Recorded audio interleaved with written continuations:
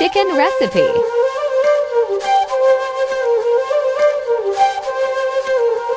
First you take 3 or 4 potatoes, then 4 tomatoes, then some onions. Okay.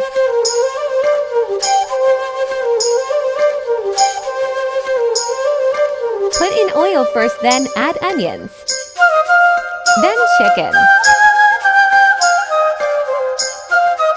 then garlic,